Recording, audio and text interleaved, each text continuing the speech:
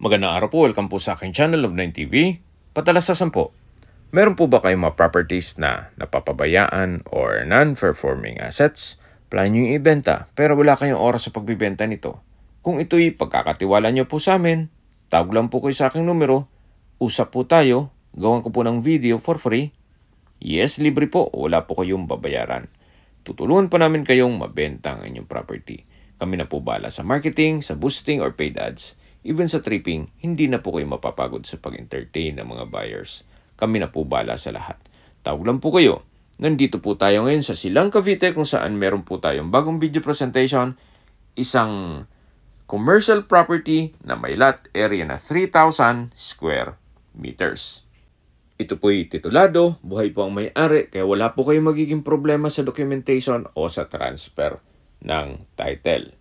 Along two-way cemented barangay road po ito at patag na patag po ang lupa. Wala pong masasayang. Sa ngayon po, meron pong nangungupahan itong mga nagtitinda ng mga halaman. Kaya income generating din po ito once na ma-acquire nyo itong property na wala pa naman kayong planong paggawa ng bahay o rest house o building o commercial space, pwede naman pong mangupahan muna sa inyo to. So, mula po dito sa Barangay Road, pagdating po sa dulo, medyo elevated ng konti, pero patag pa rin po. Napaganda po nitong property, marami po kayong pwedeng i-project dito. Gaya na sabi ko sa inyo kanina, pwede nyo pong lagyan ng commercial space, gawa ng ito'y along main road. Then, pwede rin pong gawa ng resort or staycation business, events place, at marami pa pong iba. Pero kung ayaw nyo magnegosyo, pwede rin po ito para sa inyong retirement. Gawa ng napakatahimik po ng lugar, sariwang hangin, at malamig po ang klima. Ito po'y nasa mataas na lugar. Ang estimated elevation above sea level ay 1,425 feet. Sa mga nag-skip po ng video, summarize ko lang po. Ito pong property ay nasa Silang, Cavite, along two-way cemented barangay road, at may lot area na 3,000 square meters. Ito po'y titulado, buhay po ang may-ari, kaya wala po kayong magiging problema sa documentation o sa transfer ng title.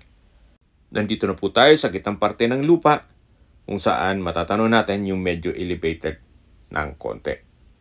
Pero pagdating po dyan sa taas, patag pa rin po. Habang pinagmamasdan nyo po itong napagandang lupain, pag-usapan na natin ang distance, location at travel time. Mula po sa Tagaytay Santa Rosa Road, ang distance is 4.8 kilometers at ang travel time is 10 minutes.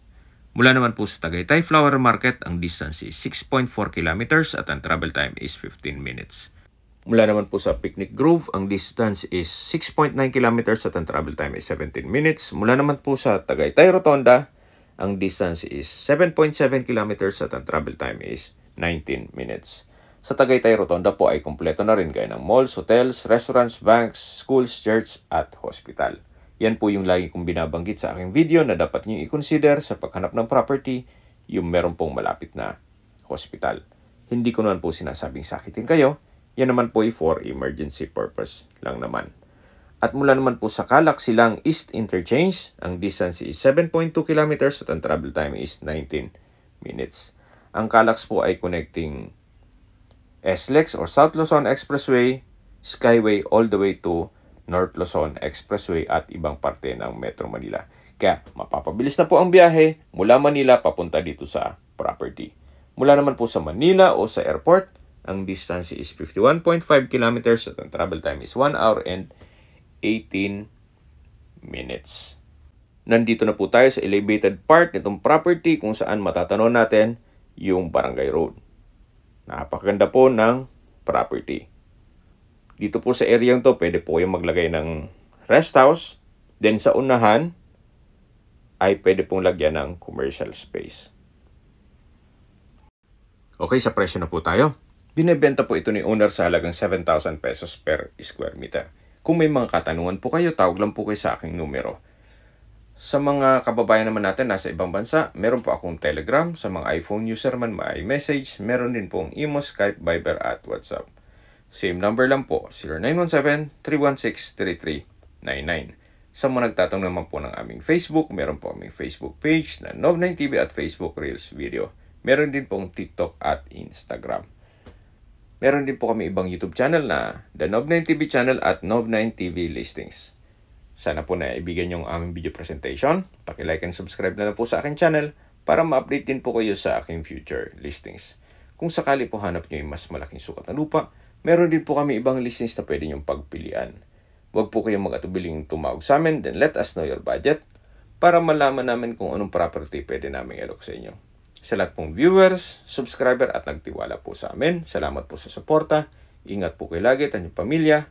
Maraming salamat po.